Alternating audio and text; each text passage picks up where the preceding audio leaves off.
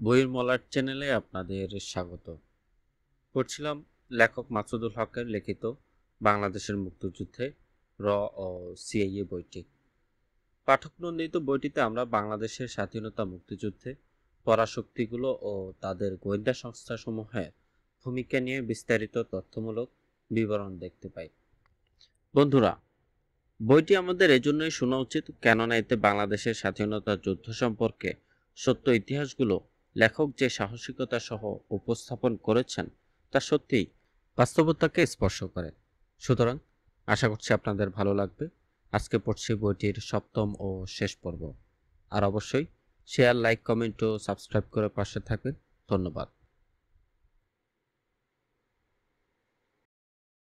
6 দফাতে paramilitia বাহিনী তৈরির কথা ছিল, সেটা পাকিস্তানের কাঠামোর মধ্যেই। কিন্তু স্বাধীন রাষ্ট্র হিসেবে বাংলাদেশের অভ্যুদয়ে নতুন কোনো প্যারামিলিশিয়া বাহিনী গঠনের যৌক্তিকতা আর থাকে না। কেননা প্যারামিলিশিয়া বাহিনীর অস্তিত্ব ছিল বিদ্যমান, এবং সেটা বাংলাদেশ রাইফেলস।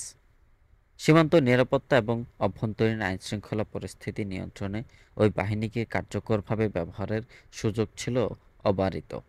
উপরন্তু ওই বাহিনীর সদস্যরা যুদ্ধের ভেতর দিয়ে নিজেদেরকে করে পরিশুদ্ধ। এছাড়া নিজস্ব সেনাবাহিনী গঠনের দ্বার যেখানে উন্মুক্ত এবং যার প্রতিটি সদস্যের নবজন্ম ঘটে যুদ্ধের ভেতর দিয়ে, তাদের গুরুত্ব না দিয়ে শেখ মুজিব তার একাধিপত্য প্রতিষ্ঠার পথে পা বাড়ান। গঠিত হলো রক্ষী বাহিনী। 1972 সালের 7 মার্চে জাতীয় রক্ষী বাহিনী আদেশে করেন স্বাক্ষর। 1 ফেব্রুয়ারি থেকে এই আদেশ কার্যকর করার নির্দেশ দেওয়া হলো। অপরদিকে রক্ষী বাহিনী গঠনের মধ্য দিয়ে তার পরিকল্পনা বাস্তবায়নে নেমে পড়েন। সিআইএ ও তৎপর হয়ে ওঠে। 25 মার্চের পর ভারতের মাটিতে অস্থায়ী বাংলাদেশ সরকার এবং জাতীয়তাবাদী চেতনায় সিক্ত সমাজতন্ত্রে বিশ্বাসী দেশপ্রেমিক মুক্তিযোদ্ধাদের ভেতর সিআইএ যেমন সক্রিয় ছিল, দেশ স্বাধীন হবার পর একইভাবে তৎপর হয়ে ওঠে বাংলাদেশে এর পরিকল্পনা ভণ্ডুলকরণে এবং নিজস্ব পরিকল্পনা বাস্তবায়নে। সিআইএ দ্বিমুখী পরিকল্পনা গ্রহণ করে, একটা ব্যর্থ হলে আরেকটা হবে প্রয়োগ। 1965 সালে আইয়ুব উৎখাত পরিকল্পনার মতোই। পরিকল্পনা বাস্তবায়নে সিআইএ একদিকে শেখ মুজিব সরকারের অভ্যন্তরে গা ঢাকা দিয়ে থাকা তার শিখণ্ডীর পরিচর্যা করতেছিলেন। ওই শিখণ্ডী খন্দকার মোশতাক জোট, যাদের সিআইএ তৈরি করে ভারতের মাটিতে অস্থায়ী বাংলাদেশ সরকারের ভেতরে, যার রাজনৈতিকভাবে মোকাবিলার লক্ষ্যে সমাজতন্ত্র প্রতিষ্ঠার আকাঙ্ক্ষায় দীপ্ত অমিত্তেজা মুক্তিযোদ্ধাদের সততাকে পুঁজি করে মাঠে নামে বৈজ্ঞানিক সমাজতন্ত্রের স্লোগান নিয়ে। ওই লক্ষ্যে অর্থাৎ বাংলার বুকে বৈজ্ঞানিক সমাজতন্ত্র প্রতিষ্ঠায় ওয়াশিংটন থেকে উড়ে আসেন সাংবাদিকের ছদ্মবেশে ল্যারি লিপোৎসুলজ। তার পথ ধরে আসেন রিলিফ কর্মীর ছদ্মবেশী পিটার কাস্টার্স। সিআইএ মোশতাক জোটকে তৈরির মাধ্যমে এবং বৈজ্ঞানিক সমাজতন্ত্র প্রতিষ্ঠার মধ্য দিয়ে এর পরিকল্পনা নির্মূলের লক্ষ্যই শুধু স্থির করে না, শেখ মুজিবকে উৎখাতের পরিকল্পনাও গ্রহণ করে। এখানে একটি প্রশ্ন অনিবার্য কারণে এসে যায়। শেখ মুজিব আগাগোড়াই পশ্চিমা ঘেঁষা, তাকে সিআইএ উৎখাত করতে চাইলই বা কেন? আগেই উল্লেখ করা হয়েছে, এক দ্বৈত মানসিকতা সম্পন্ন চরিত্রের মানুষ ছিলেন শেখ মুজিব। তার এই মানসিকতার প্রতিফলন শুধু তার ব্যক্তিজীবনেই ঘটেনি, রাজনৈতিক কর্মকাণ্ডেও ছাপ পড়েছে স্পষ্ট। আর এই কারণেই মার্কিনীদের আস্থা তাকে হারাতে হয়। আস্থা হারান ভারত এবং রাশিয়ারও। তার রাজনৈতিক দ্বৈত মানসিকতার পরিচয় সর্বপ্রথম মেলে 1972 সালে পাকিস্তানি জেল থেকে মুক্ত হবার পরপরই। পাকিস্তানি বন্দিদশা থেকে মুক্ত হবার পর ঢাকার উদ্দেশ্যে লন্ডনগামী বিমানে ওঠার আগে শেখ মুজিবের সঙ্গে পাকিস্তানের নতুন প্রেসিডেন্ট জুলফিকার আলী ভুট্টোর 2 দফা বৈঠক হয়। বৈঠকে শেখ মুজিব ভুট্টোকে আশ্বাস দেন যে পশ্চিম পাকিস্তানের সঙ্গে তিনি বাংলাদেশের কাঠামোগত সম্পর্ক রাখবেন। 1972 সালের এপ্রিল মাসে বিশ্ববিখ্যাত ইতালীয় ফ্রিল্যান্স মহিলা সাংবাদিক ওরিয়ানা ফালাসিকে দেয়া সাক্ষাৎকারে জুলফিকার আলী ভুট্টো বলেন, লন্ডন হয়ে ঢাকা ফেরার আগে আমি দুবার তার সঙ্গে দেখা করি। তিনি কোরআন বের করেন, কোরআনে স্পর্শ করে শপথ নেন যে তিনি পশ্চিম পাকিস্তানের সঙ্গে সম্পর্ক রাখবেন। লন্ডনে পৌঁছে হোটেলে বসে সাংবাদিক অ্যান্থনি মাসকারেনহাসের সঙ্গে আলাপকালে শেখ মুজিব যা বলেন তাতে ভুট্টোকে দেয়া তার প্রতিশ্রুতিরই সমর্থন মেলে। শেখ মুজিব অ্যান্থনি মাসকারেনহাসকে বলেন, আপনার জন্য একটা দারুণ খবর আছে। এখানে কেউ জানে না খবরটি। আমরা পাকিস্তানের সঙ্গে কোনো না কোনোভাবে সম্পর্ক রাখতে যাচ্ছি, যতক্ষণ না আর সবার সঙ্গে এ নিয়ে কথা বলছে। তার আগে এর চেয়ে বেশি কিছু বলতে পারবো না। দোহাই আল্লাহ, আমি বলার আগে কিছু লিখবেন না। এ বিষয়ে হুমায়ুন রশীদ চৌধুরী আমাকে দেয়া এক ব্যক্তিগত সাক্ষাৎকারে বলেন, আমি বঙ্গবন্ধুর কাছে এ নিয়ে প্রশ্ন রেখেছিলাম একবার। তিনি অস্বীকার করেছিলেন। বলেছিলেন, ভুট্টোকে তিনি এ ধরনের কোনো কথা দেননি। আর ১৯৭৬ সালের জেদ্দায় আমার সঙ্গে ভুট্টোর দেখা হয়। আমি তখন সৌদি আরবে বাংলাদেশের রাষ্ট্রদূত। ভুট্টো ওই সময় সৌদি আরব সফরে যান। আমি ওরিয়ানা ফালাসিকে দেয়া তার সাক্ষাৎকারে তাকে দেয়া শেখ মুজিবের প্রতিশ্রুতির কথা উল্লেখ করে বলি যে, শেখ মুজিব আমাকে বলেছেন তেমন কোনো প্রতিশ্রুতি আপনাকে তিনি দেননি।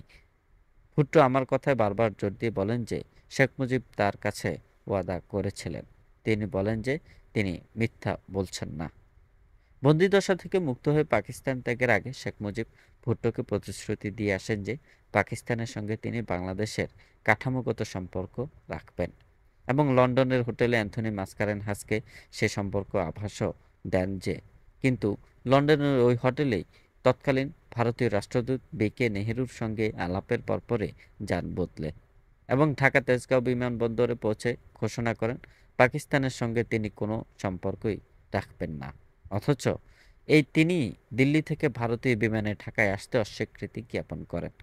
ওই সময় শেখ মুজিবের কাছে ভারত সরকারের পক্ষ থেকে প্রস্তাব রাখা হয় যে, যেহেতু ব্রিটেন বাংলাদেশকে এখনও স্বীকৃতি দেয়নি, সে কারণে দিল্লি থেকে ব্রিটিশ বিমানে করে তার ঢাকা যাওয়া সঙ্গত নয়।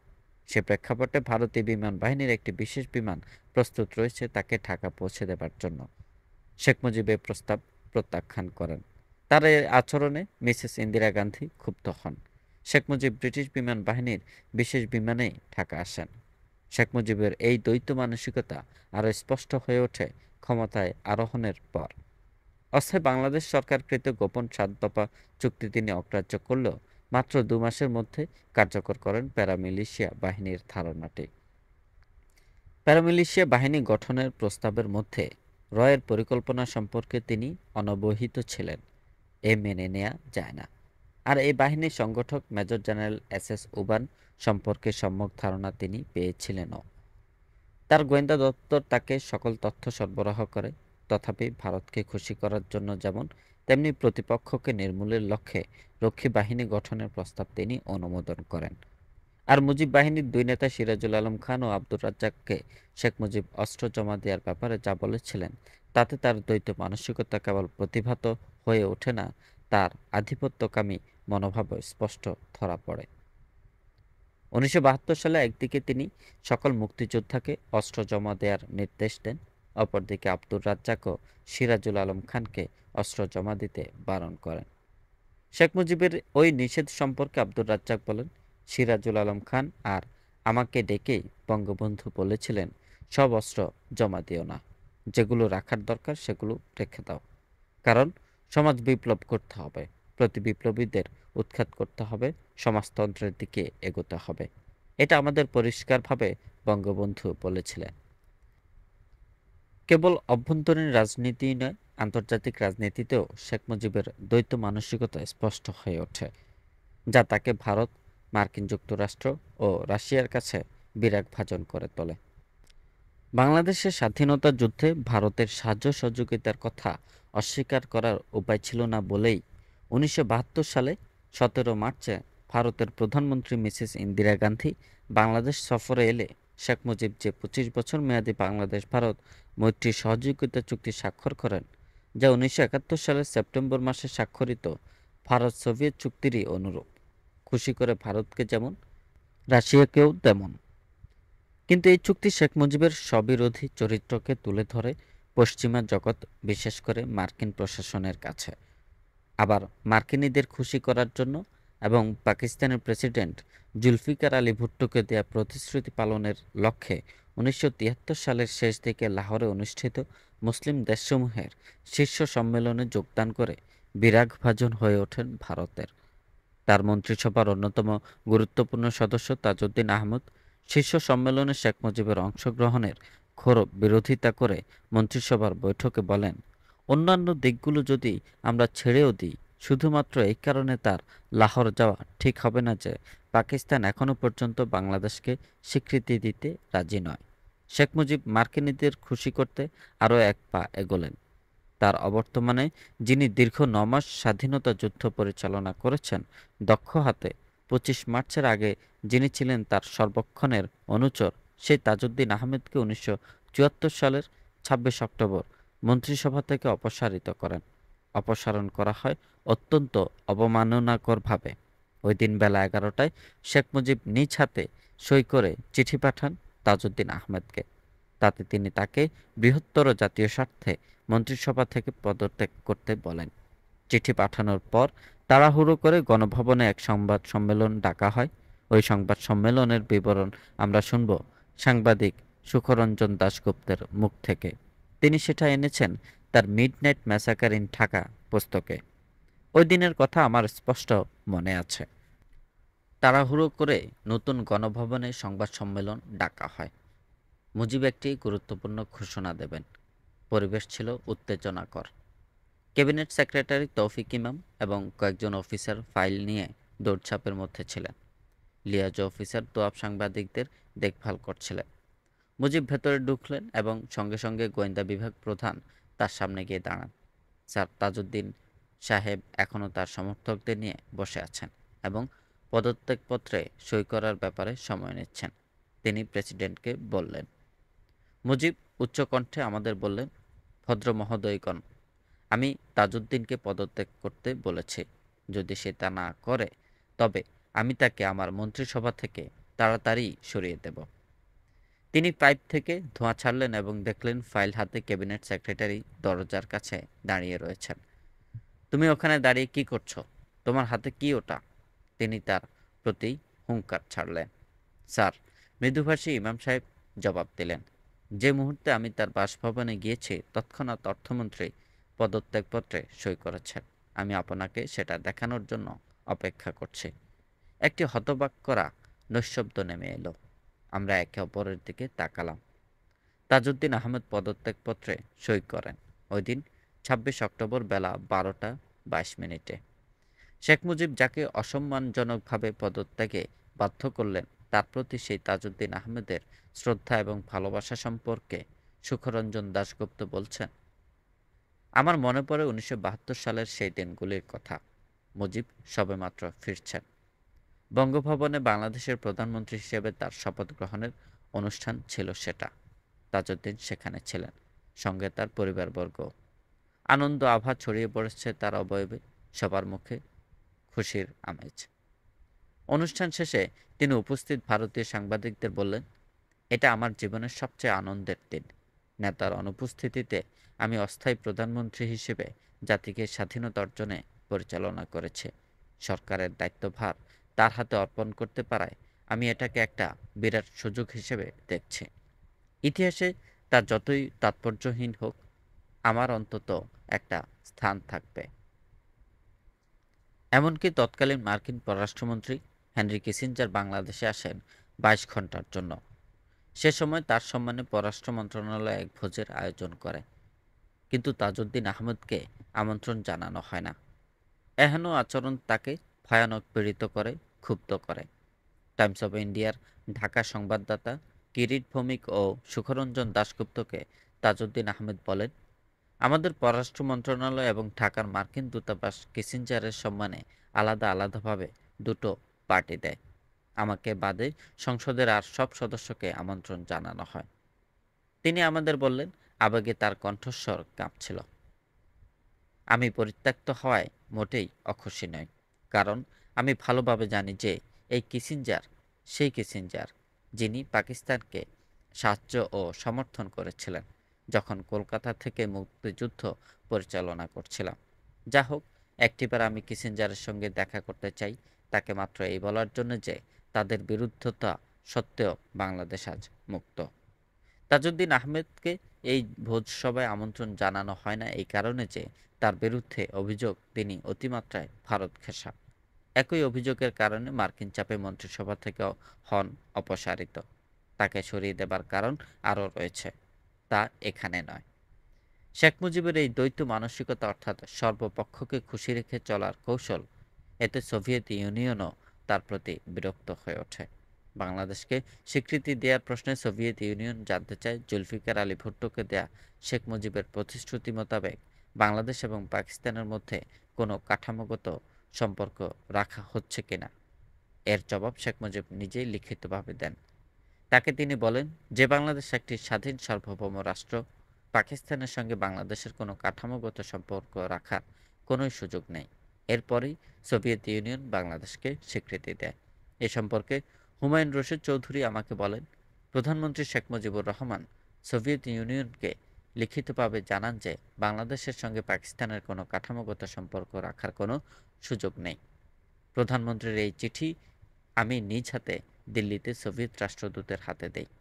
শেখ মুজিবের এই স্ববিরোধী চরিত্র সোভিয়েত ইউনিয়ন, ভারত এবং মার্কিন যুক্তরাষ্ট্রকে তার সম্পর্কে কতটা আস্থাহীন করে তোলে তা আমরা জানতে পারব রয়ের পর্যবেক্ষণ থেকে। রয়ের সেই পর্যবেক্ষণ কী ছিল? শেখ মুজিবুর রহমান দুই পরাশক্তির আস্থা হারিয়েছেন এবং ভারতেরও। তারা তাদের নিজস্ব লোক না পাওয়া পর্যন্ত তাকে ক্ষমতায় রাখছে। তার অস্থির নীতি তাকে বিশেষ কোনো শক্তির প্রতি আসঞ্জিত না করায় তাকে ক্ষমতায় থাকতে সাহায্য করছে। শেখ মুজিব রয়ের এই পর্যবেক্ষণ সম্পর্কে জ্ঞাত ছিলেন। তার গোয়েন্দা বিভাগ তাকে জানিয়ে দেয়। তাই ভারতের প্রধানমন্ত্রী মিসেস ইন্দিরা গান্ধী যখন তাকে তার বিরুদ্ধে ষড়যন্ত্র পাকানো হচ্ছে বলে হুঁশিয়ারি করে দেন, তা তিনি গায়ে মাখেন না। 1975 সালে শেখ মুজিবকে দেয়া তার হুঁশিয়ারি সম্পর্কে মিসেস ইন্দিরা গান্ধী 1978 সালে মার্কিন যুক্তরাষ্ট্রের রুটগার্স বিশ্ববিদ্যালয়ের সহযোগী অধ্যাপিকা মিসেস মেরি সি কার্রাসকে সাক্ষাৎকার দানকালে বলেন, আমি শুধু বলতে পারি, অনুগ্রহ করে সতর্ক হন। আমার মনে হচ্ছে মারাত্মক একটা কিছু ঘটতে যাচ্ছে। তিনি বললেন, না না, তারা আমার সন্তান। শেখ মুজিব যেহেতু রয়ের পর্যবেক্ষণ সম্পর্কে জ্ঞাত ছিলেন, সে কারণে হয়তো মিসেস ইন্দিরা গান্ধীকেও আস্থায় আনতে পারছিলেন না। তাই ওই রকম একটি গাছাড়া জবাব দেন। শেখ মুজিবের এই সবিরোধী রাজনৈতিক চরিত্রের কারণেই সিআইএ তার পরিকল্পনা নিয়ে এগোতে আরম্ভ করেন। আগেই উল্লেখ করা হয়েছে যে মন্ত্রিসভার ভেতর মোশতাক জোটকে সে পরিচর্যা শুরু করে, যাদের সঙ্গে তার সম্পর্ক গড়ে ওঠা স্বাধীনতা যুদ্ধের সময় কলকাতায় মার্কিন কনসাল অফিসারের মাধ্যমে। আর এর পাশাপাশি শেখ মুজিবের সমাজতন্ত্র, যাওয়ার অপর নাম মুজিববাদ, জন্মজার বামপন্থী ও মুজিব বিরোধীদের নির্মূলের লক্ষ্যে। তার জবাবে বৈজ্ঞানিক সমাজতন্ত্র নামক এক চটকদারি স্লোগানকে হাতিয়ার করে মাঠে নামে। প্রক্রিয়াটা শুরু হয় ছাত্রলীগের ভাঙ্গনের মধ্য দিয়ে। স্বাধীন বাংলাদেশের বুকে ছাত্রলীগের প্রথম সম্মেলন অনুষ্ঠিত হয় 1972 সালের 21, 22 এবং 23 জুলাই। ছাত্রলীগের একটি গ্রুপ, যার নেতৃত্বে ছিলেন সিরাজুল আলম খান, সম্মেলন করে পল্টন ময়দানে। অপরটি সম্মেলন হয় রেসকোর্স ময়দানে। এর নেতৃত্বে ছিলেন শেখ ফজলুল হক মনি। দুই গ্রুপই শেখ মুজিবকে সম্মেলন উদ্বোধনের আমন্ত্রণ জানায়। শেখ মুজিব রেসকোর্সকেই বেছে নেন। আব্দুর রাজ্জাক বরাবরই সিরাজুল আলম খান ও শেখ ফজলুল হক মনির নেতৃত্বাভিলাষী দ্বন্দ্বের মাঝে দাঁড়িয়ে মুজিব বাহিনী ও ছাত্রলীগের পরস্পর বিরোধী দুই গ্রুপের ভেতর সেতুবন্ধন হিসেবে কাজ করে এসেছেন। এবার কোন দিকে যাবেন তিনি? কঠিন সমস্যা তার জন্যে। কেননা দুপক্ষের কাছেই সাদরে গ্রহণীয় রেসকোর্সকে বেছে নিলেন তিনি। আমরা তা আব্দুর রাজ্জাকের মুখ থেকেই শুনি এবং তা সবিশেষ তাৎপর্যপূর্ণ। আব্দুর রাজ্জাক বললেন, আমার কাছে খবর এলো কামরুদ্দিন আহমদ বললেন তিনি ট্রটস্কি লাইনের লোক। আর ট্রটস্কি লাইন সম্পর্কে আমার তো পরিষ্কার ধারণা আছে, এটা সিআইএর লাইন।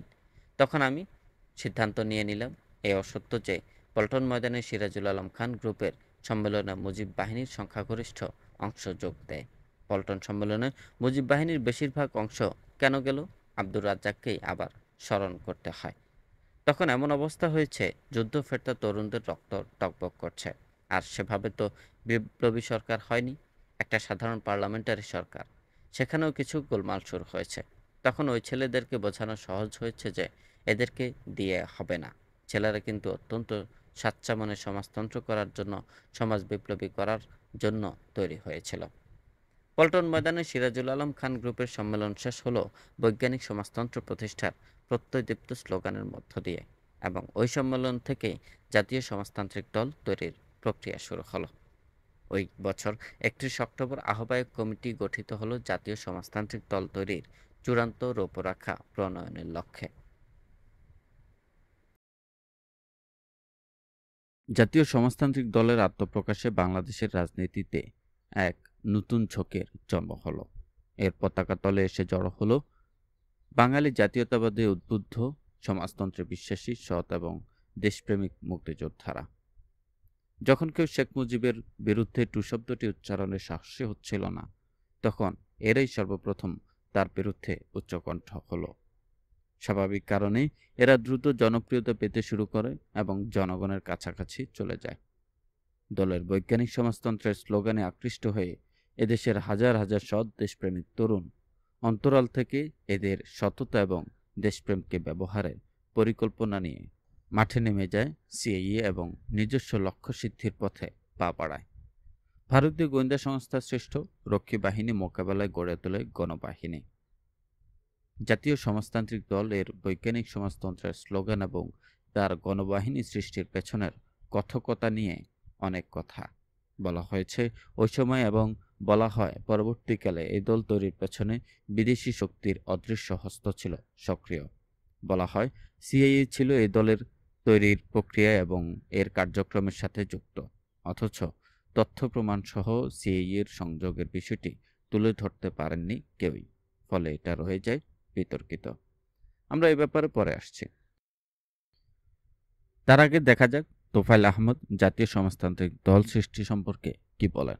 আমাকে দেয়া ব্যক্তিগত সাক্ষাৎকারে তিনি বলেন, তারা আন্তর্জাতিক ষড়যন্ত্রের সঙ্গে নিজেদেরকে যুক্ত করে।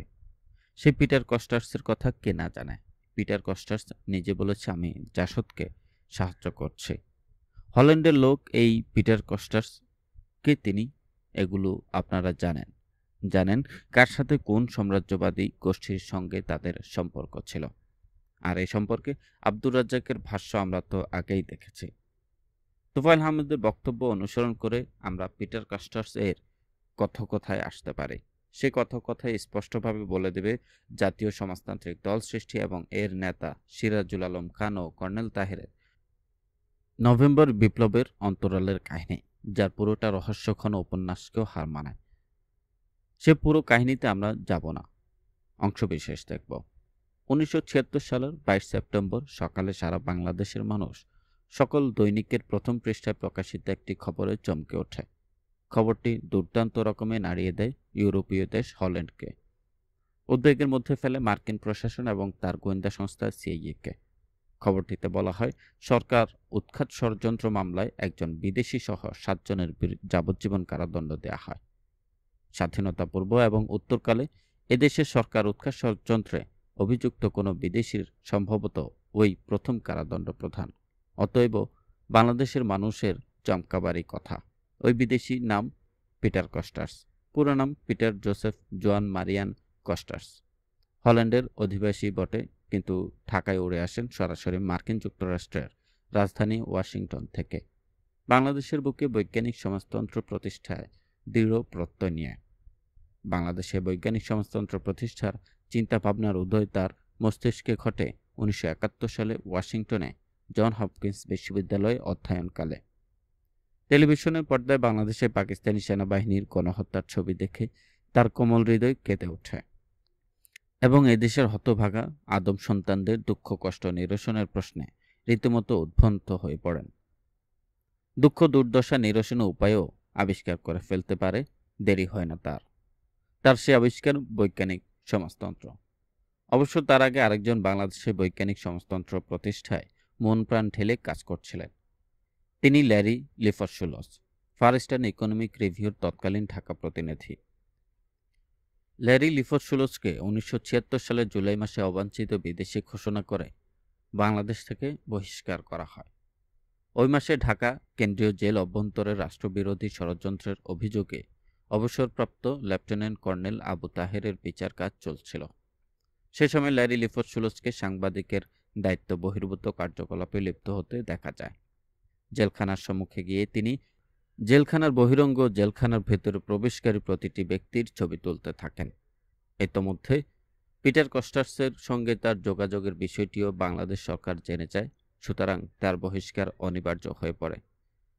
বাংলাদেশ থেকে ল্যারি লিফোর্ড-সুলজের বহিষ্কার ও অবাঞ্ছিত ঘটনাটি দারুণ চমকপ্রদ। ওই সময় জাতীয় নিরাপত্তা গোয়েন্দা সংস্থা মহাপরিচালক ছিলেন এবিএস সফদার। জেলখানার সামনে দাঁড়িয়ে লিফোর্ড-সুলজের ছবি তোলার ব্যাপারটিকে তাকে উৎকণ্ঠিত করে তোলে। এ ঘটনা যদি কোনো বাংলাদেশি ঘটাতো তবে তাকে আটক করা হতো।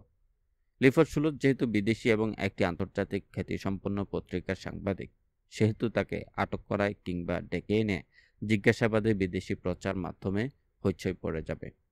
বিব্রতকর অবস্থার সৃষ্টি হবে সরকারের জন্য। কিন্তু তাই বলে একজন বিদেশিকে সাংবাদিকতার নামে এই ধরনের আইনবিরুদ্ধ কাজ করতে দেয়া যায় না। বিষয়টি দেখার এবং সামাল দেওয়ার জন্য তিনি তার সংস্থার অন্যতম পরিচালক এফ জহিরুন্নবীর ওপর দায়িত্ব অর্পণ করেন।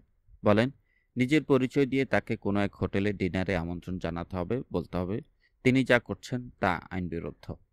তিনি এ ধরনের কাজ করা থেকে বিরত না হলে তার বিরুদ্ধে আইনানুগ ব্যবস্থা নেওয়া হবে। সেই মতো এফ জহিরুন্নবী তাকে হোটেল পূর্বানীতে ডিনারে আমন্ত্রণ জানান। ইতিমধ্যে এনএসআই কর্তৃক লিফোর্ড-সুলজের কার্যকলাপ সম্পর্কে স্বরাষ্ট্র মন্ত্রণালয়কে জ্ঞাত করা হয় এবং তার উপর কড়া নজর রাখতে বলা হয়। এনএসআইয়ের হুঁশিয়ারি পাবার পর স্বরাষ্ট্র মন্ত্রণালয় অতিমাত্রায় তৎপর হয়ে ওঠে। তাদের তৎপরতা দেখে হতবাক হয়ে যান এবিএস সফদার এবং এফ জহিরুন্নবী। আমন্ত্রণ রক্ষার্থে ল্যারি লিফোর্ড-সুলজের স্কুটার সন্ধ্যায় হোটেল পূর্বানীর প্রবেশদ্বারে যেইমাত্র ঢুকতে যাচ্ছে, সেই মুহূর্তে একটি জিপ এগিয়ে এসে সেটার পথরোধ করে দাঁড়িয়ে যায় এবং দুধদার নেমে পড়ে কয়েকজন সাদা পোশাকধারী এবং চোখের পলকে তাকে পাঁজাকোলা করে জিপে তুলে হাওয়া হয়ে যায়। এফ জহিরুন্নবী প্রবেশদ্বারের কাছেই দাঁড়িয়েছিলেন তাকে অভ্যর্থনা জানানোর জন্য। ঘটনার আকস্মিকতায় তিনি বোবা বনে যান। আসলে স্বরাষ্ট্র মন্ত্রণালয়ে সতর্ক ছিল লিফোর্ড-সুলজ সম্পর্কে। গোয়েন্দা বিভাগের কড়া নজর ছিল তার ওপর। এনএসআইয়ের হুঁশিয়ারি পাওয়ার পর তারা সঙ্গে সঙ্গে সিদ্ধান্ত নিয়ে নেয় তাকে বহিষ্কারের। কারণ এমনিতেই তখন কর্নেল তাহেরের বিচারকার্য তাদেরকে ব্যতিব্যস্ত রেখেছিল। দেশে এ ঘটনার কী প্রতিক্রিয়া হয় এ নিয়ে তারা ছিল উৎকণ্ঠার মধ্যে। এর সাথে লিফোর্ড-সুলজের কার্যকলাপ আরেক সমস্যার জন্ম দেবে না, তাই কি বা বলতে পারে? এই উটকো ঝামেলা যত তাড়াতাড়ি বিদায় করা যায় ততই মঙ্গল। সুতরাং এনএসআই এর অজান্তে তারা লিফোর্ড-সুলজকে বহিষ্কারের সিদ্ধান্ত নেয় এবং সাদা পোশাকধারী পুলিশ পাঠিয়ে জিপে করে তুলে আনে। পরদিনই তাকে ব্যাংককগামী বিমানে চড়িয়ে দেওয়া হয়। ল্যারি লিফোর্ড-সুলজ শেখ মুজিব হত্যাকাণ্ডের ওপর সিআইএর অদৃশ্য হস্তের ভূমিকা নিয়ে লেখেন দ্য আনফিনিশড রেভলিউশন নামে একটি বই। বইটি এদেশে দারুণ সাড়া জাগায়। তাতে তিনি নিজেকে সিআইএ বিরোধী হিসেবে প্রতিপন্ন করার ব্যর্থ চেষ্টা চালিয়েছেন। পিটার কস্টার্সের সঙ্গে Larry লিফোর্ড-সুলজ, Sirajul Alam Khan, lieutenant colonel Abu Taher এবং জাতীয় সমাজতান্ত্রিক দলের তাত্ত্বিক গুরু ডক্টর আখলাকুর রহমানের যোগাযোগের বিষয়টি আমরা কস্টার্সের মুখ থেকেই শুনব, ধরা পড়ার পর ম্যাজিস্ট্রেটের কাছে দেয়া তার জবানবন্দি থেকে। তার আগে 1976 সালের 22 সেপ্টেম্বর বাংলাদেশের দৈনিক খবরের কাগজগুলোয় প্রকাশিত তার বিরুদ্ধে আনীত মামলা ও রায়ের বিবরণ তুলে ধরা হচ্ছে। 2 নম্বর বিশেষ সামরিক আদালত হল্যান্ডের নাগরিক পিটার কস্টার্স সহ 14 জনের বিরুদ্ধে ষড়যন্ত্র মামলার রায় ঘোষণা করেছেন। পিটার কস্টার্স সহ 7 জনকে 14 বছর কারাদণ্ড দেওয়া হয়েছে। আদালত অন্য 7 জনকে তাদের বিরুদ্ধে আনীত অভিযোগ থেকে অব্যাহতি দিয়েছে। অভিযুক্তরা হলেন পিটার কস্টার্স ওরফে পিজেজে এম কাস্টার্স ওরফে রেভোকন্টি ওরফে আমিনুল ইসলাম ওরফে আনোয়ার সিদ্দিকী ওরফে রফিকুল ইসলাম, জামাল উদ্দিন ওরফে হামিদ ওরফে নজরুল ইসলাম ওরফে খসরু ওরফে আব্দুল হামিদ, তাহমিনা বেগম ওরফে সুফিয়া খাতুন, আব্দুল জলিল হাওলাদার ওরফে মাসুদ কবির, মোহাম্মদ হানিফ ওরফে সামাদ, খোরশেদ আহমেদ ওরফে সাজুমি এবং আব্দুল গফরান ওরফে রাজু আহমেদ। আদালত বাংলাদেশে ব্যবহারিক শিক্ষার নামে ব্যাংক অ্যাকাউন্টে 1,96,665.48 বাজেয়াপ্তের আদেশও দিয়েছেন। 8/12/75 তারিখে পিটার কস্টার্সকে গ্রেপ্তার করা হয়। গ্রেপ্তারের পর ম্যাজিস্ট্রেটের কাছে দেয়া এক স্বীকারোক্তিমূলক জবানবন্দিতে তিনি স্বীকার করেন যে তিনি বাংলাদেশে আসেন সশস্ত্র বিপ্লবের মাধ্যমে সরকার উৎখাত করে বৈজ্ঞানিক সমাজতন্ত্র প্রতিষ্ঠার জন্যে। বাংলাদেশ বিপিসির 121 ধারার অধীনে তার এবং সহ অভিযুক্তদের বিরুদ্ধে একটি নির্দিষ্ট মামলা দায়ের করা হয়। পিটার কস্টার্স বাংলাদেশে আসেন 1973 সালে। তিনি নিজেকে একজন ফ্রিল্যান্স রিলিফ কর্মী পরিচয় দেন বাংলাদেশে অবস্থানকালে। তিনি অধুনালুপ্ত জাতীয় সমাজতান্ত্রিক দল ও তথাকথিত গণবাহিনীর নেতাদের সঙ্গে যোগাযোগ করেন। তার ভাষায়, বৈজ্ঞানিক সমাজতন্ত্র প্রতিষ্ঠার জন্য সশস্ত্র বিপ্লবের মাধ্যমে সরকার উৎখাতের উদ্দেশ্যে কর্মী জোগাড়ের জন্য তিনি অধুনালুপ্ত জাতীয় সমাজতান্ত্রিক দলের নেতা প্রয়াত লেফটেন্যান্ট কর্নেল আবু তাহের এবং তার কিছু সহযোগী ও অন্যদের সঙ্গে ষড়যন্ত্র করেন। তিনি সর্বহারা ঐক্য আন্দোলন নামে গোপন রাজনৈতিক সংগঠন প্রতিষ্ঠা করেন। তার সর্বোচ্চ কেন্দ্রীয় পরিষদের নাম দেওয়া হয় কেন্দ্রীয় বিকাশ গ্রুপ। তার পরিকল্পিত বিপ্লবের সাফল্যের জন্য তিনি প্রয়াত সিরাজ শিকদারের সর্বহারা পার্টির সঙ্গে জাসদের গণবাহিনীর ঐক্য সাধনের প্রচেষ্টা নেন। কস্টার্স ও তার সহযোগীরা তাদের লক্ষ্য সাধনের রাষ্ট্রের পক্ষে ক্ষতিকর লিফলেট ও বুকলেট ছাপান এবং বিলি করেন। সংগঠনের অফিস ও সদস্যদের থাকার জন্য তিনি শহরে 3টি বাড়ি ভাড়া করেন এবং বিভিন্ন তারিখে সদস্যদের সঙ্গে তিনি সেখানে গোপন বৈঠক করেন। বিভিন্ন সর্বহারা গ্রুপকে অস্ত্র চালনা প্রশিক্ষণ প্রদান এবং তাদের বৈজ্ঞানিক সমাজতন্ত্রের কৌশল ও ধ্যান ধারণায় উদ্বুদ্ধকরণের মাধ্যমে ঐক্যবদ্ধ করার পরিকল্পনা গ্রহণ করেন। তিনি রংপুর, চট্টগ্রাম ও ঢাকার বিভিন্ন এলাকা সহ বাংলাদেশের অন্যান্য জেলা সফর করেন এবং বাংলাদেশের ব্যবহারিক শিক্ষা সংস্থা নামে সমাজসেবামূলক সংগঠনের আড়ালে কর্মী সংগ্রহ ও তাদের অস্ত্র চালনা প্রশিক্ষণের মধ্য দিয়ে সারা বাংলাদেশে সশস্ত্র ক্যাডার সৃষ্টির লক্ষ্যে শিক্ষাকেন্দ্র গড়ে তোলার চেষ্টা করেন। বিপ্লবী গ্রুপের সদস্যরা সকলেই ছদ্মনাম গ্রহণ করে এবং গোপন কার্যকলাপ চালাবার সুবিধার্থে ভাড়াকৃত বাড়িগুলোরও ছদ্মনাম দেওয়া হয়। দৃষ্টান্তস্বরূপ সবুজদের বাড়ি, শাপলা এবং পেয়ারা বাগান। এই ছদ্মনাম ব্যবহার করা হয়। কস্টার্স নিজেই আমিরুল ইসলাম ও রফিকুল ইসলাম ছদ্মনাম ব্যবহার করেন। কস্টার্স বাংলাদেশে কর্মরত বিভিন্ন বিদেশি স্বেচ্ছাসেবামূলক সংগঠন থেকে কল্যাণমূলক কর্মকাণ্ডের নাম করে অর্থ সংগ্রহ করতেন এবং ওই অর্থ জাতীয় সমাজতান্ত্রিক দলের কিছু নেতাকে প্রদান করেন এবং নিজের সামগ্রিক পরিকল্পনা বাস্তবায়নের লক্ষ্যে ব্যবহার করেন। তিনি তার দলের লোকদের দেশের অভ্যন্তর থেকে অস্ত্র ও গোলাবারুদ সংগ্রহের পরামর্শ দেন এবং নিজের বৈদেশিক সূত্র থেকে অস্ত্র সংগ্রহের আশ্বাস দেন। তদন্তকালে প্রতিভাত হয় যে নিজের গোপন সংগঠনের কাজের জন্য 1973 সালের বিভিন্ন সময় পিটার কস্টার্স অন্য অভিযুক্তদের সংগ্রহ করেন। পিটার কস্টার্সের ওপর এই একটিমাত্র সংবাদই বের হয় বাংলাদেশের সংবাদপত্রে। মামলার রায় বের হবার পরের দিনই তাকে ছেড়ে দিতে বাধ্য হয় তৎকালীন বাংলাদেশ সরকার এবং তাকে তার স্বদেশ হল্যান্ডে পাঠিয়ে দিতে হয়। অথচ তৎকালীন সরকার এই খবরটি চেপে যায়। অন্যদিকে পিটার কস্টার্সের গ্রেপ্তার ও তার বিচার শুরু হবার প্রথম খবরটিও জানতে পায় না বাংলাদেশের মানুষ। পিটার কস্টার্সের গ্রেপ্তার ও বিচার সংক্রান্ত প্রথম খবরটি ছাপা হয় বিদেশি পত্রিকায় মার্কিন দৈনিক নিউ ইয়র্ক টাইমসে 1976 সালের 24 আগস্ট। খবরে বলা হয়, বাংলাদেশ সরকারের বিরুদ্ধে ষড়যন্ত্রের অভিযোগে হল্যান্ডের সাংবাদিক পিটার কস্টার্সকে সামরিক আদালতে বিচার করা হবে। খবরে পিটার কস্টার্সের সঙ্গে আর কত অভিযুক্ত হয়েছে তা উল্লেখ করা হয় না। তাছাড়া খবরে তাকে সাংবাদিক হিসেবে উল্লেখ করা হয়, অথচ বাংলাদেশে তিনি ফ্রিল্যান্স রিলিফ কর্মীর পরিচয় দেন। বিষয়টি গুরুত্বের সঙ্গে লক্ষ্য করার দাবি রাখে। নিউ ইয়র্ক টাইমসে এই অভিযুক্তদের সংখ্যা উল্লেখ করে খবর করা হয় 3 দিন পর। 27 আগস্ট 1976 খবরে পিটার কস্টার্সের সঙ্গে আরও যাদের বিচার হচ্ছে তাদের সংখ্যা 16 বলা হয়। সামরিক আইনে পিটার কস্টার্সের বিচারের সংবাদে অস্বস্তিতে পড়ে তৎকালীন মার্কিন প্রশাসন। সিআইএ পড়ে বিপাকে। বিব্রতকর অবস্থার মধ্যে পড়ে হল্যান্ড সরকার।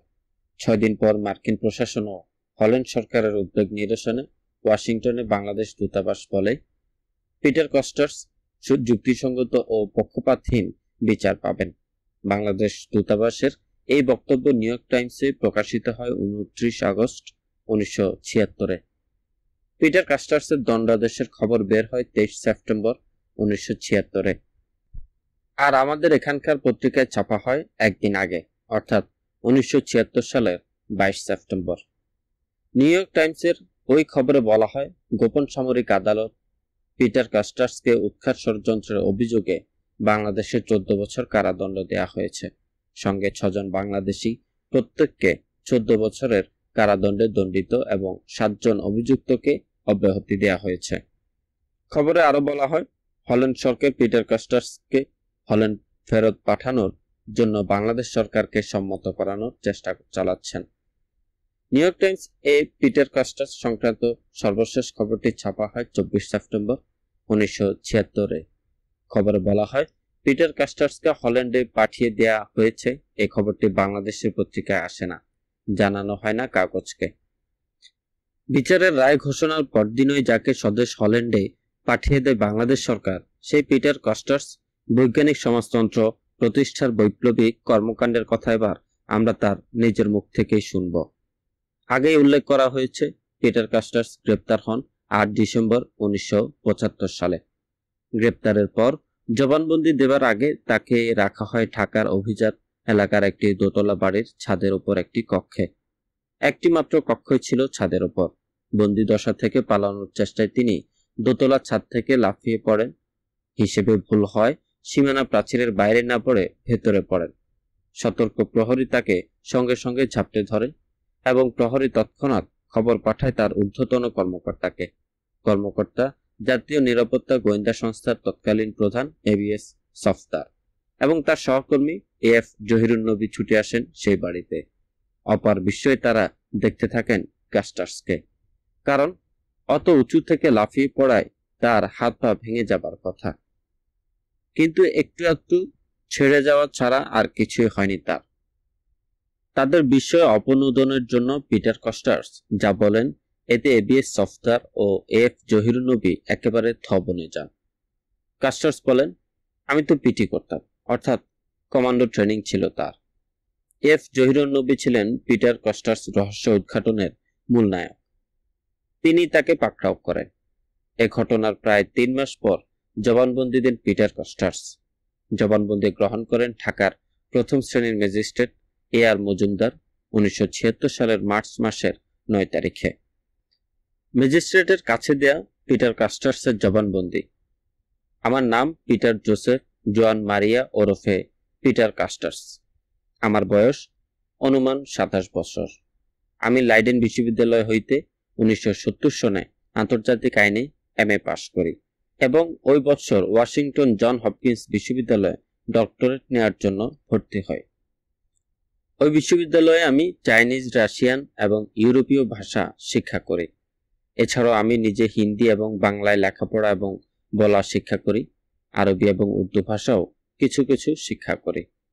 দেশে থাকাকালীন আমি ডাচ, ইংরেজি, ফ্রেঞ্চ, জার্মান, ল্যাটিন, গ্রিক ও স্প্যানিশ ভাষাও শিখিয়েছি। 1970 সনে ওয়াশিংটনে যাওয়ার পূর্বে আমি বেলজিয়াম, রাশিয়া, পূর্ব এবং পশ্চিম জার্মানি, ফ্রান্স প্রভৃতি দেশ ভ্রমণ করিয়াছি। ওয়াশিংটনে থাকাকালীন এশিয়ার বিভিন্ন দেশের অর্থনৈতিক, রাজনৈতিক, সাংস্কৃতিক এবং সামাজিক ইতিহাস ও ভাবধারা সম্পর্কে পড়াশোনা করি। তখন আমার মার্ক্সবাদ, লেনিনবাদ ও মাওবাদের উপর বিশ্বাস জন্মে এবং আমি সেই লাইনে কাজ করা মনস্থ করি। 1971 সনে ওয়াশিংটনে থাকার সময় বাংলাদেশের স্বাধীনতা সংগ্রামের উপর লিখিত প্রবন্ধ পাঠ করিয়া এবং টেলিভিশনে জেনোসাইডের প্রামাণ্য চিত্র দেখিয়া বাংলাদেশের স্বাধীনতার পক্ষে কাজ করিতে থাকি। দেশ স্বাধীন হওয়ার পর 1973 সালের জানুয়ারি মাসের 25 তারিখে ঢাকায় পৌঁছি। জবানবন্দি অনুযায়ী পিটার কাস্টার্স ওইবার জাতীয় সমাজতান্ত্রিক দলের নেতা মেজর জলিল ও আসম আব্দুর রবের সঙ্গে দেখা করেন।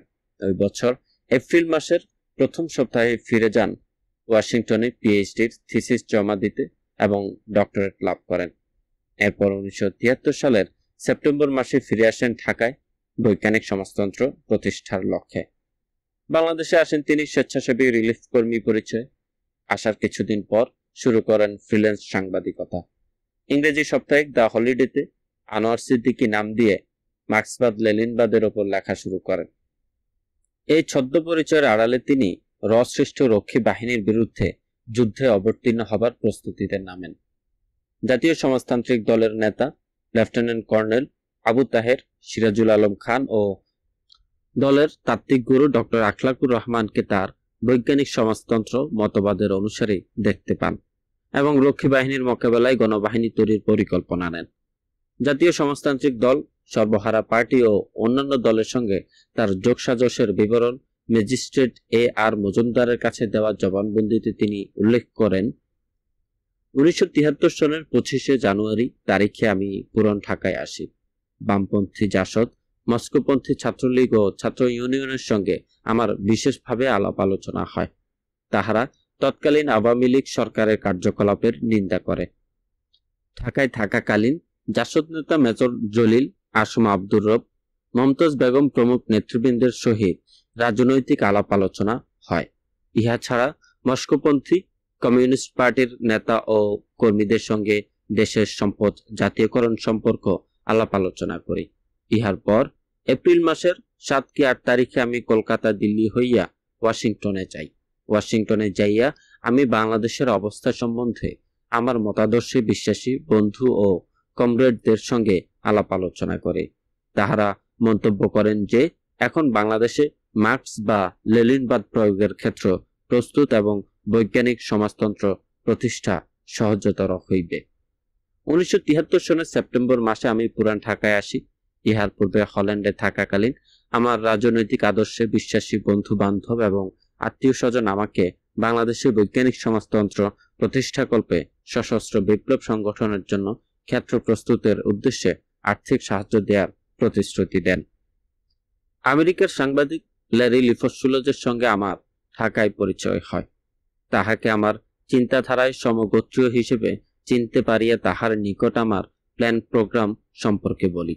তাহার নিকট হইতে লেফটেন্যান্ট কর্নেল তাহের সাহেবের চিন্তাধারা সম্পর্কে অবগত হইয়া তাহার নির্দেশ মতো 1974 সালের জুলাই মাসে তাহের সাহেবের নারায়ণগঞ্জের বাসায় যাইয়া তাহাকে না পাইয়া ক্যান্টনমেন্ট CMH অসুস্থ অবস্থায় তাহার সহিত দেখা করি। তাহাকে আমি আমেরিকান সাংবাদিক ল্যারির কথা বলি। 1974 সালের নভেম্বর মাসের মাঝামাঝি মমতাজ উদ্দিন খান ঢাকা আসিলে তাহাকে সঙ্গে নিয়ে ডক্টর আখলাকুর রহমান সাহেবের বাসায় যাই। ইহার 2-3 দিন পর মমতাজ উদ্দিন আমাকে নিয়ে সিরাজুল আলম খানের বাসায় যান। সিরাজুল আলম খান মত প্রকাশ করেন যে কৃষকদের মনে ঘৃণার সৃষ্টি করিতে হইবে এবং এই লাইনে কাজ করিলে তাহার দল জাসদ পার্টি সহযোগিতা করিতে প্রস্তুত আছে। 1974 সালের সম্ভবত 28 নভেম্বর তারিখে অনুমান বেলা 1টার সময় আমি সিরাজুল আলম খানের বাসায় পুনরায় যাই। সেখানে তাহার সঙ্গে জাসদ দলের খসড়া থিসিস এবং সিরাজ শিকদার সম্বন্ধে আলাপ আলোচনা হয় আমার। ইহার পর কয়েকবার কর্নেল তাহেরের সঙ্গে আমার দেখা এবং আলাপ হয়। তিনি আর্ম ক্যাডার সৃষ্টির জন্য ক্যাডারদের সামরিক শিক্ষার ব্যবস্থা করিবেন এবং সেজন্য তাহাকে $50,000 দিতে হইবে বলিয়া দাবি করেন। পরবর্তী পর্যায়ে আমি কর্নেল তাহেরকে আমার মিশনে সাহায্য করার জন্য বিভিন্ন সময় বাহার এবং আনোয়ারের মাধ্যমে তাহাকে মোট 60,000 টাকা দেই। কর্নেল তাহের সর্বহারা পার্টির লোকদের সঙ্গে দেখা করিতে চাইলে 1974 সালের ডিসেম্বর মাসের কোন এক রবিবারে জলিলকে সঙ্গে লইয়া তাহের সাহেবের বাসায় যাই। তাহের সাহেব জলিলের নিকট হইতে ক্যাপ্টেন আলতাফের বিষয়ে জানিতে চাহিলে জলিল তাহাকে বলে যে আলতাফ সাহেব সুন্দরবন এলাকায় আছেন এবং তাহার সঙ্গে যোগাযোগ করা সম্ভব নহে। কর্নেল তাহের রাজনৈতিক আলাপ আলোচনা করেন। পরে আমরা চলিয়ে আসি। কর্নেল তাহের সাহেবকে আমি পূর্বে যে 60,000 টাকা প্রদান করি তাহা রক্ষী বাহিনীর বিরুদ্ধে সশস্ত্র আক্রমণের জন্য এবং রাজনৈতিক প্রচারণার জন্য ব্যবহৃত হইবে বলিয়া প্রফেসর আনোয়ার আমাকে জানান। 1975 সালের মার্চ মাসের মাঝামাঝি আমি ডক্টর আখলাকুর রহমান সাহেবের সঙ্গে তাহার মোহাম্মদপুরের বাসায় দেখা করি। আমাকে জানান যে কর্নেল তাহেরকে আমি যে টাকা দিয়েছি তাহা তিনি শুনিয়াছেন। তিনি আমাকে বিদেশ হইতে অস্ত্র আনার ব্যবস্থা করিতে বলেন, যাহাতে 10 বছরের মধ্যে বিপ্লব সংগঠন করা যায়। ডক্টর আখলাকুর রহমানের গুলশানের বাড়ি দেখিয়ে আমার ধারণা জন্মে তাহাদের গণ অভ্যুত্থান ব্যক্তিগত লাভ ও ক্ষমতা লাভের জন্য, জনগণের স্বার্থে নহে। 1975 সালের 16 আগস্ট সন্ধ্যার সময় এলিফ্যান্ট রোডে কর্নেল তাহেরের ভাই আবু ইউসুফের বাসায় কর্নেল তাহেরের সঙ্গে দেখা করি। তিনি প্রকাশ করেন যে শীঘ্রই তাহার পক্ষে ক্ষমতা দখল করা সম্ভব হইবে।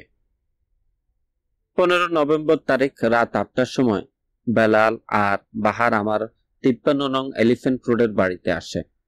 তাহারা আমাকে রংপুর ক্যান্টের এবং কুমিল্লায় সৈনিক বিদ্রোহের সংবাদ দিয়া আমার মতামত জানিতে চায়। আমি সম্পূর্ণ সংবাদ না পাইয়া কোনো মতামত ব্যক্ত করা সম্ভব নয় বলিয়া জানাই। তবে আমি ইহাও বলিয়াছিলাম যে ভারত ইহার সুযোগ লইতে পারে। এই কথা শুনিয়া তাহারা আমাকে সিআইএ এর দালাল বলিয়া অভিহিত করে। আমি তখন তাহাদিগকে বাসা ছাড়িয়া যাওয়ার কথা বলিলে তাহারা উভয়ে পকেট হইতে রিভলভার বাহির করিয়া আমাকে গুলি করিতে উদ্যত হয়। এই সময় টিএনটির সৈয়দ আনোয়ার পাশের ঘর হইতে আসিয়া মাঝখানে দাঁড়ায় এবং গোলমাল মিটমাট করিয়া দেয়। অতঃপর বেলাল ও বাহার চলিয়া যায়। সিআইএ সৃষ্ট গণবাহিনীর ভেতর রয়েরও যে অনুপ্রবেশ ঘটে তার ইঙ্গিত মেলে কর্নেল তাহেরের মামলার রায় ঘোষণার পরেই ঢাকায় ভারতীয় হাইকমিশনের ডিফেন্স অ্যাটাশের বহিষ্কারের মধ্যে। ওই সময় ডিফেন্স অ্যাটাশে ছিলেন ব্রিগেডিয়ার ভোরা। তাকে অবাঞ্ছিত ব্যক্তি ঘোষণা করে সরকার বাংলাদেশ থেকে বহিষ্কার করে। এরও আগের এক ঘটনায় রয়ের অনুপ্রবেশে আরো স্পষ্ট হয়ে ওঠে। 1972 সালের র এর ডিরেক্টর RN কাও আসেন ঢাকায়। তিনি ওঠেন হোটেল ইন্টারকন্টিনেন্টালের 7 তলার একটি সুইটে। শেখ মুজিবুর রহমান তখন প্রধানমন্ত্রী। তিনি বাংলাদেশ গোয়েন্দা বিভাগের তৎকালীন প্রধান প্রয়াত আহমেদ ইব্রাহিমকে কাওয়ের সঙ্গে দেখা করতে বলেন। আহমদ ইব্রাহিম কাওয়ের সুইটে গিয়ে বাংলাদেশের রাজনীতিতে রহস্যময় পুরুষ বলে কথিত এক ব্যক্তিকে দেখে অবাক হয়ে যান। কাও তখন বলেন, he is our man, try to help him. তিনি আমাদের লোক, তাকে সাহায্য করার চেষ্টা করবেন। ম্যাজিস্ট্রেট AR মজুমদারের কাছে দেওয়া পিটার কাস্টার্সের জবানবন্দি প্রেক্ষাপটে আর ব্যাখ্যার প্রয়োজন পড়ে না জাতীয় সমাজতান্ত্রিক দলের বৈজ্ঞানিক সমাজতন্ত্র এবং তার সশস্ত্র ক্যাডার গণবাহিনী তত্ত্ব কোথা থেকে আসে, কি বা তার লক্ষ্য। পিটার কাস্টার্স গণবাহিনী তৈরির পরিকল্পনা নেন দীর্ঘস্থায়ী যুদ্ধে রকে মোকাবেলা এবং শেখ মুজিবকে উৎখাতে। এই পিটার কাস্টার্স পরবর্তীতে সমবায় আন্দোলনের ছদ্মাবরণে বাংলাদেশে বৈজ্ঞানিক সমাজতন্ত্র কায়েমের প্রচেষ্টায় আত্মনিয়োগ করেন। যোগাযোগের সূত্র তৈরি করেন বামপন্থী বলে কথিত কোনো দলের সঙ্গে। 1988 সালের নভেম্বর মাসে বামপন্থী বলে কথিত একটি দলের এক নেতা এবং একটি কৃষক সংগঠনের এক নেতা তার আমন্ত্রণে যান হল্যান্ডে সমবায় আন্দোলনের মাধ্যমে বাংলাদেশে বৈজ্ঞানিক সমাজতন্ত্র কায়েমের সবক নিতে। অন্যদিকে দীর্ঘস্থায়ী যুদ্ধের পাশাপাশি সিআইএ মোশতাক জোটকে পরিচর্যা করতে থাকে তাৎক্ষণিক আঘাত হানার জন্য। শেখ মুজিব উৎখাতে এই জোটের ষড়যন্ত্রের ওপর লেখালেখি হয়েছে, অনেক পুস্তকাকারেও এসেছে। অতএব সে বিষয়ে আমরা যাব না। আমরা পরিকল্পনা বাস্তবায়নে রক্ষী বাহিনীর ব্যবহারে এবং একাধিপত্য প্রতিষ্ঠায় সকল রাজনৈতিক প্রতিপক্ষ বিনাশে রক্ষী বাহিনীর ব্যবহারে শেখ মুজিবের ভূমিকা এবং অপরদিকে বৈজ্ঞানিক সমাজতন্ত্র প্রতিষ্ঠার স্লোগানের মধ্য দিয়ে গণবাহিনী সৃষ্টি করে রকে প্রতিহত করতে এবং শেখ মুজিব উৎখাতে স্বাধীন বাংলাদেশের মাটিতে সিআইএ যে যুদ্ধে নামে তার মাঝেই আমাদের আলোচনা সীমিত থাকবে। রক্ষী বাহিনী ও গণবাহিনীর যুদ্ধ। গোপন 7 দফা চুক্তি মোতাবেক বাংলাদেশে একটি আধাসামরিক বাহিনী তৈরির প্রস্তুতি আগেভাগেই ছিল ভারতের এবং মনোনীত ব্যক্তি তৈরি হয়ে বসেছিল বাংলাদেশ থেকে ডাক আসার অপেক্ষায়। তিনি মুজিব বাহিনীর সংগঠক, আমাদের পূর্ব পরিচিত মেজর জেনারেল MS উবান। বিশেষ ধরনের ঠেঙ্গাড়ে বাহিনী তৈরির অভিজ্ঞতায় যিনি সমৃদ্ধ। রক্ষী বাহিনী গঠন করে দ্বিতীয় জেনারেল উবানকে বাংলাদেশে প্রেরণের জন্য শেখ মুজিব ভারতের প্রধানমন্ত্রী মিসেস ইন্দিরা গান্ধীর কাছে অনুরোধ জানিয়ে চিঠি পাঠালে উবান বিলম্ব মাত্র না করে চলে আসেন ঢাকায়। রক্ষী বাহিনীতে জেনারেল উবানের সম্পৃক্ত হবার বিষয়টি তার নিজের ভাষায় তুলে ধরা হলো। একদিন প্রধানমন্ত্রীর মুখ্য সচিব PN হাকসার আমার নামে একটি বার্তা পাঠালেন।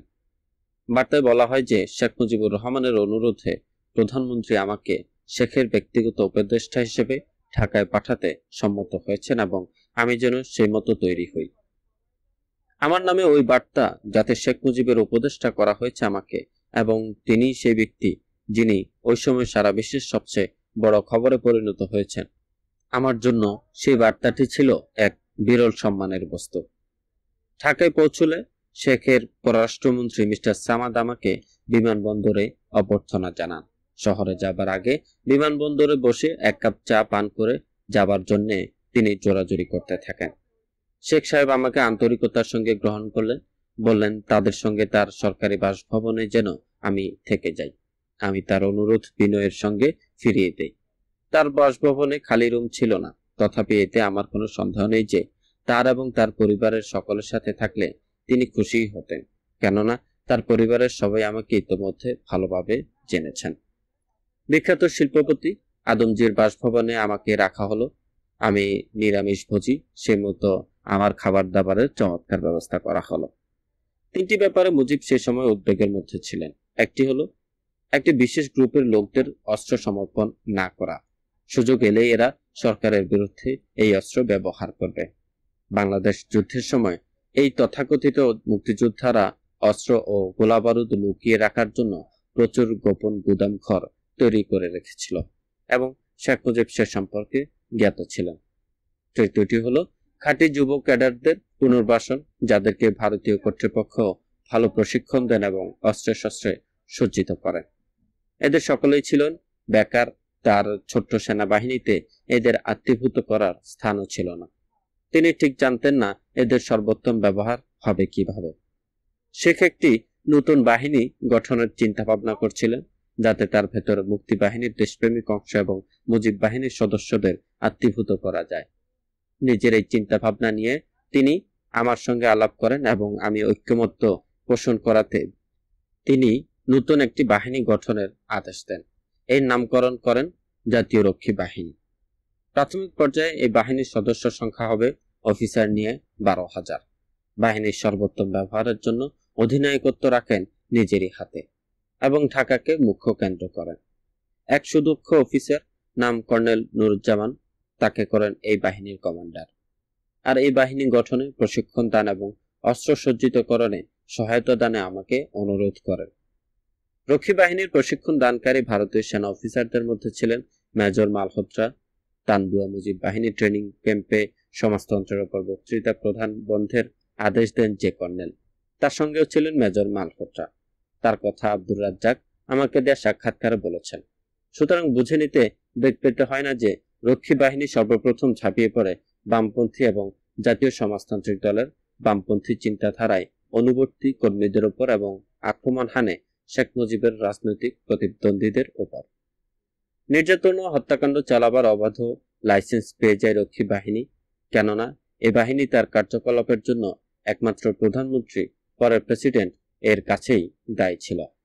কোনো আদালতে রক্ষী বাহিনীর কার্যকলাপ চ্যালেঞ্জ করে মামলা দায়েরের কোনো সুযোগই ছিল না। যখন যাকে খুশি গ্রেপ্তার করতে পারত একজন রক্ষী বাহিনীর সদস্য, গুম করে দিলেও তার গায়ে আঁচড় কাটার ক্ষমতা ছিল না কারোরই।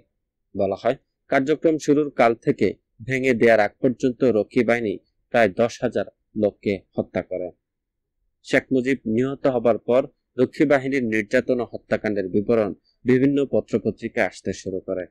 ওই বিবরণ পাঠককে পাকিস্তান সেনাবাহিনীর অত্যাচার ও হত্যাযজ্ঞকে স্মরণ করিয়ে দেয়। শেখ মুজিবের জীবৎকালেই বিদেশি পত্রপত্রিকায় নির্যাতনের নানা বিবরণ প্রকাশিত হয়। প্রকাশিত একটি রিপোর্টে তিনি ক্রুদ্ধ হয়ে ওঠেন এক বিদেশি সাংবাদিকের ওপর। তার জন্য বাংলাদেশ নিষিদ্ধ হয়ে যায়। বিদেশি পত্রপত্রিকায় রক্ষী বাহিনীর নির্যাতনের ওপর যেসব রিপোর্ট বের হয় তার কয়েকটি তুলে ধরা হচ্ছে। মার্কিন মাসিক রিডার্স ডাইজেস্ট এর 1975 সালের মে মাসের সংখ্যায় লেখা হয়, শেখ মুজিব দুটি বেসামরিক সংগঠনের ওপর নির্ভরশীল। একটি হচ্ছে তার ভাগ্নের নেতৃত্বাধীন 1 লাখ সশস্ত্র একগুঁয়ে যুবকের সংগঠন যুবলীগ, এটি জাতীয় শুদ্ধি অভিযানে নিয়োজিত। অপরটি হচ্ছে তার নিরাপত্তা বাহিনী, নিষ্ঠুর রক্ষী বাহিনী। শেষোক্ত দলটি যে কোনো সময় যখন তখন বন্দুক উঁচিয়ে কলকারখানায় ঢুকে পড়ে, শ্রমিক নেতাদের উপর খবরদারি করে, গ্রামাঞ্চলে আকস্মিক শান্ত আইন জারি করে সন্ত্রাসের রাজত্ব চালায়। এরা সাধারণ লোকদের জিজ্ঞাসাবাদ করার সময় এমন নির্যাতন চালিয়ে থাকে যার পরিণতিতে এ যাবৎ বহু লোকের মৃত্যু হয়েছে। মার্কিন সাপ্তাহিক নিউজ উইক 15 জুলাই 1975 সংখ্যায় লেখে, রক্ষী বাহিনী নামক একটি আধা সামরিক বাহিনী পুনরায় নির্যাতন ও হত্যাযজ্ঞে মেতে উঠেছে। বিদেশি সাংবাদিকের কাছে দেশের প্রকৃত অবস্থা সম্পর্কে বলতে গিয়ে আজও পাকিস্তানি আমলের মতোই জনসাধারণ হয়ে কেঁপে ওঠে। সম্প্রতি এক মন্ত্রীর বাসভবন ঘেরাওকারী একটি মিছিলের ওপর রক্ষী বাহিনীর মেশিন গানের গুলি বর্ষিত হয় এবং ঠান্ডা মাথায় মিছিলের 19 জনকে হত্যা করে। পশ্চিম বাংলার ফ্রন্টিয়ার পত্রিকার ভলিউম বি নম্বর 2-এ প্রকাশিত রিপোর্টে বলা হয়, ময়মনসিংহ জেলার একটি থানাতেই শত শত তরুণ, কৃষক ও ছাত্রকে হত্যা করা হয়েছে। এদের অনেকেই সিরাজ শিকদারের পূর্ব বাংলা সর্বহারা পার্টির সদস্য ছিল। অন্যদের মার্ক্সবাদী লেনিনবাদী দলের প্রতি সহানুভূতিশীল বলে সন্দেহ করা হয়েছিল। এমনকি অনেক যুবক যারা রাজনীতিতে ততটা সক্রিয় ছিল না, তারাও সন্ত্রাসী অভিযানে প্রাণ হারিয়েছে। যারা সৌভাগ্যবশত রক্ষী বাহিনীর ক্যাম্প থেকে ছাড়া পেয়েছে, তাদের মুখে মধ্যযুগীয় নির্যাতন পদ্ধতি অনুসৃত হবার কথা শোনা গেছে। নির্যাতনের সাধারণ হাতিয়ার লৌহদণ্ড, সূঁচ, গরম পানি প্রভৃতি। বিরোধী রাজনৈতিক দল সম্পর্কে তথ্য উদ্ঘাটনে এগুলো যথেষ্ট কার্যকর। ইতিমধ্যে দ্বিতীয় বিপ্লবের রাজনীতি স্পষ্ট হয়ে উঠেছে। এর প্রধান দিক হচ্ছে বাংলাদেশের বিপ্লবীদের বিরুদ্ধে সর্বাত্মক সংগ্রাম। রক্ষী বাহিনী কার্যক্রম আরম্ভ করে 1972 সালের শেষের দিকে। শুরুতেই তাকে কয়েকটি বামপন্থী গ্রুপের সশস্ত্র প্রতিরোধের মুখোমুখি হতে হয়। 1974 সালে প্রতিরোধে নামে গণবাহিনী, জাতীয় সমাজতান্ত্রিক দলের সশস্ত্র ক্যাডার গ্রুপ। সমাজতন্ত্র প্রতিষ্ঠার স্বপ্নে এই ক্যাডার গ্রুপের শত শত তাজা তরুণ অকাতরে জীবন দেয় রক্ষী বাহিনীর স্টেন আর মেশিন গানের গুলিতে। অথচ এই তরুণরা জানতো না তথাকথিত ডাচ রিলিফ কর্মী পিটার কাস্টার্স আর তার বৈজ্ঞানিক সমাজতন্ত্রের সঙ্গে গণবাহিনীর সম্পর্কের কথা। আর এই সম্পর্কটির আলোকে বুঝতে কষ্ট হবার কথা নয় যে রক্ষী বাহিনীর সঙ্গে গণবাহিনীর লড়াইটি ছিল র আর সিআইএ এর লড়াই। এবং এই কথাও ঠিক, কোথাও কোথাও বামপন্থীদের সঙ্গে মিলে রক্ষী বাহিনীর প্রতিরোধে নেমেছে গণবাহিনী।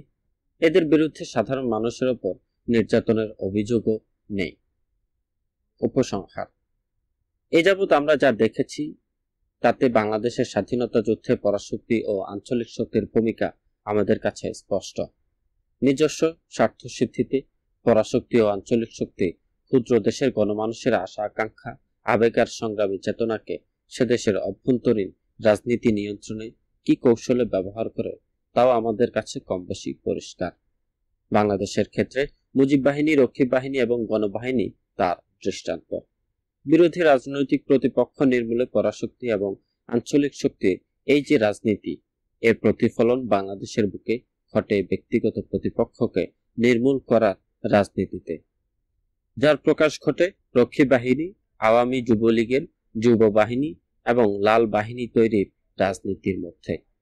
বাংলাদেশের রাজনীতিতে পরমত অসহিষ্ণুতা ও প্রতিপক্ষকে কায়িকভাবে বিনাশের যে রাজনীতি আমরা দেখতে পাচ্ছি, যা বিষাক্ত সাপের ভয়ঙ্কর নিঃশ্বাসের মতোই ছড়িয়ে পড়েছে গ্রামগঞ্জ শহরের রাজনীতিতে, এই সেই রাজনীতিরই প্রতিফলন।